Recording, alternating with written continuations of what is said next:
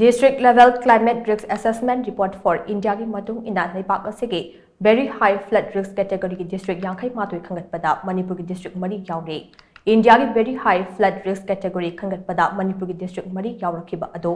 district level climate risk assessment for India mapping flood and drought risks using IPCC framework highly minthon ba IIT Guwahati na IIT Mandi amadi Center for Study of Science Technology and Policy step na puthokpa report amada phonglakibani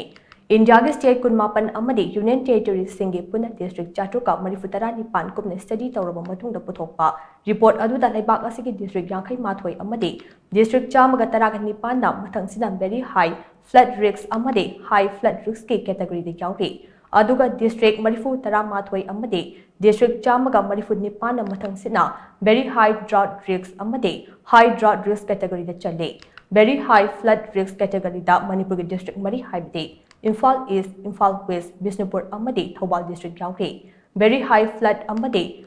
high flood risk category de yauba district singi chada marifu manga de Assam, Bihar, Uttar Pradesh, West Bengal, Gujarat, Orissa amadi Jammu and Kashmir haide Department of Science and Technology amadi Swiss Agency for Development and Cooperation Embassy of Switzerland ki midek makhada pothokliba report aduna leibak asigi tongan district singi climate risk sing utli International Panel on Climate Change IPCC framework ke kanglon makhada chathakiba study aduna ising ichaw amade ikangna chaitheng pirakpa yaba singi matangda kumna neinabaga loinana saitheng sing asi karamna mai unagani haiba sida miyeng thamle